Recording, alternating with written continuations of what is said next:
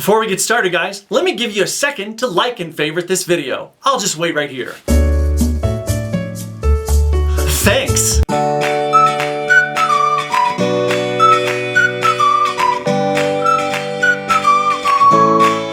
What's up, everyone? Brandon here from Gearist. Today we're going to be getting in depth with the GOrun Ultra Road from Skechers Performance. You guys have definitely seen us review the GOrun Ultra from Skechers before. However, in that shoe, it was a little bit of a mystery as to where it belonged because it technically didn't say that it was a trail shoe. It was very comfortable and actually quite responsive for a super cush shoe on roads, but then when the trails came calling, it was right there ready to answer. Well, now with this shoe right here, Skechers has gotten a lot more specific. This is the GOrun Ultra Road, meant for road. It's still cushy, still responsive, but let's talk about all the details. First, talking about the outsole. Now, on the first GOrun Ultra, which you may have seen us review, there wasn't really an outsole to speak of. It was pretty much just Resilite, which is the compound that Skechers Performance uses in their outsoles and midsoles. Now, in this version, they've obviously gone an entirely different direction. While you can still see the remnants of the kind of legacy of those Go Impulse sensors with those little pillars of rubber,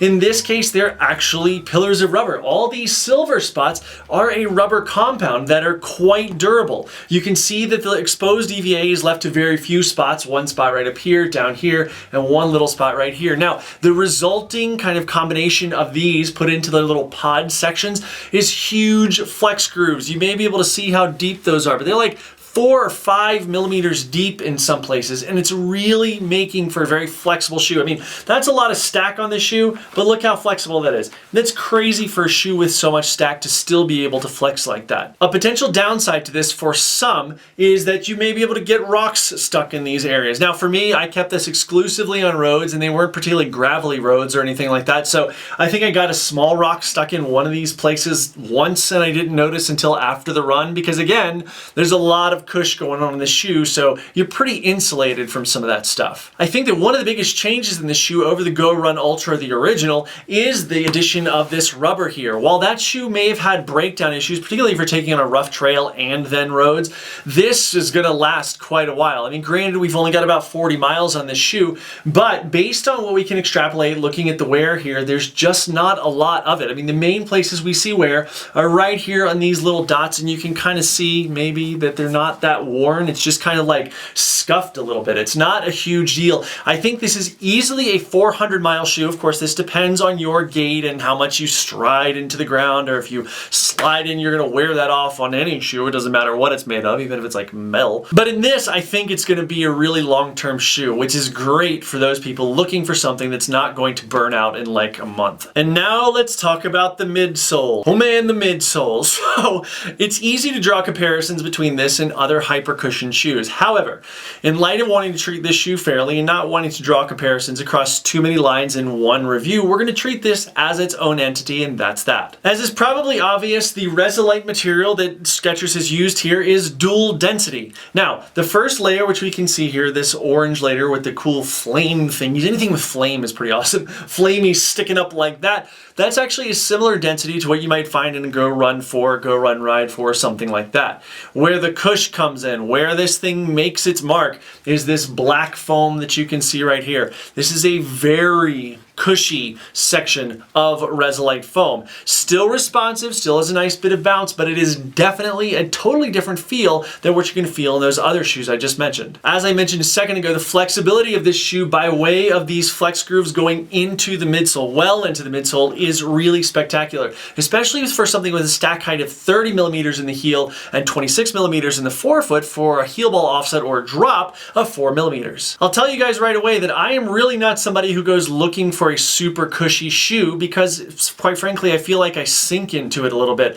But with this shoe, I was really pleasantly surprised, as I was with the original GOrun Ultra, at the amount of response that was kind of underlaying, this undercurrent of response underneath all that cush. It's certainly something that for me would be built for a longer run or something like that. However, if you're somebody who likes a lot of cushioning but still wants some peppy and faster stuff, this is going to be able to deliver that because of that response that it has. Now, if you pay attention to running shoes at all, you know that more and more, the uppers of these shoes are becoming made of engineered mesh, and now Skechers Performance is in the game with what they have here as called their Fit Knit. Little reminiscent of something else called knit out there, no? As with other engineered meshes, the way that this works is the stitching is more dense or closely, tightly stitched together or woven together depending on the stresses that are being put on the shoe at that point. For instance, what you see right here on the sides of the toe box and up here into the toe where there's going to be a lot of jamming, a lot of flexing and things like that, you'll notice that the weave is quite a bit tighter than the open mesh up here in the vamp and then back here into the midfoot.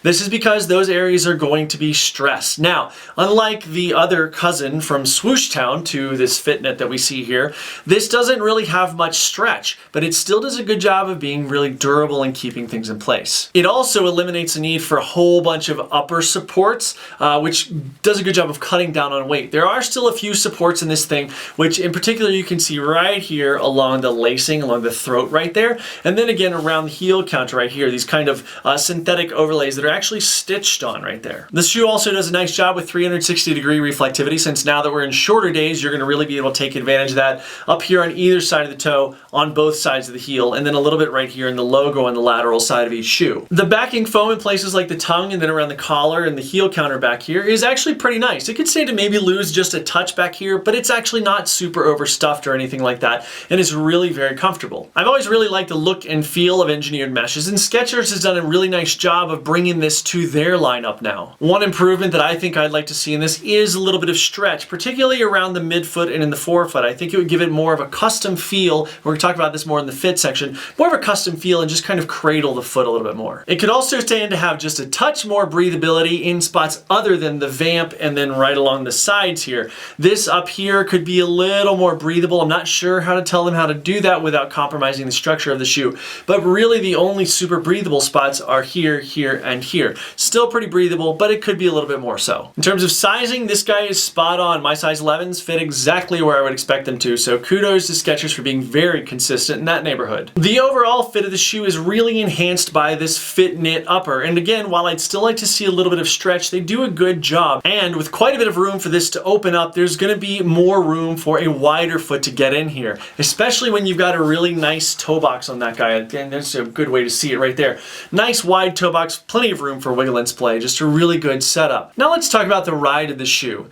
This is a bit of a dichotomy for me in that it again is something that I don't really reach for, a super cushioned shoe like this. However, even with that being the case, I really feel like this shoe does a nice job of striking a good balance between cushy and responsive. I think part of that is certainly able to be chalked up to the addition of these rubber sections on top of the Go Impulse sensors here. That gives it a bit of firmness, which again is kind of underlying that cushion. This black layer of foam is going to be very, very cushy, but underneath this orange layer foam, which as I mentioned earlier is a little bit firmer and responsive, again has these rubber spots underneath it which are further responsive and firm. So it's this interesting kind of balance between cushy and not cushy. It's somewhere in there. Now there are a couple things that I would like to improve about this. I'm not exactly sure how to go about that right off the top of my head, but the first thing is that this shoe likes to go straight.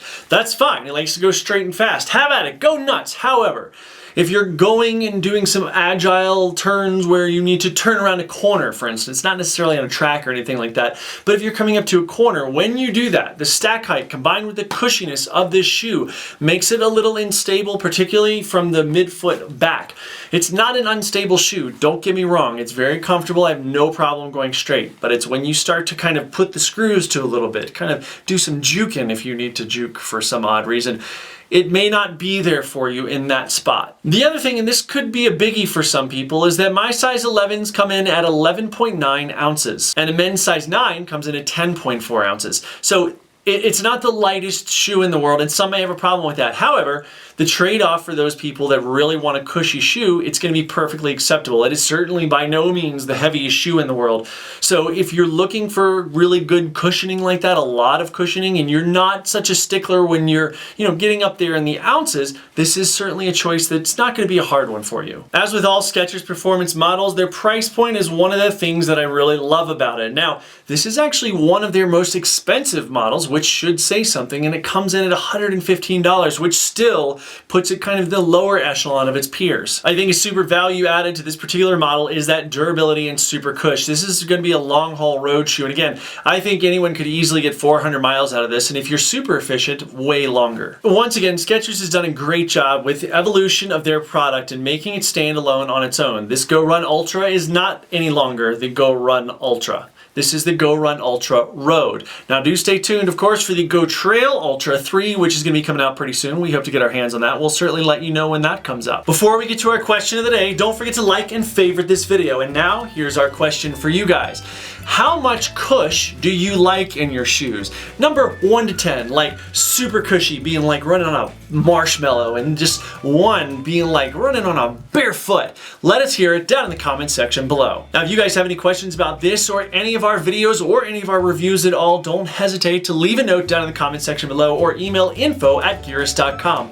As always, please reach out to us on all of our social media outlets, which you can see right over there, including that YouTube button right down there at the bottom. Subscribe to this channel, please, guys. Your support means a lot to us and helps support what we're doing here at Gearist. Once again, guys, thanks so much for spending a few minutes of your day with us, and we'll see you next time.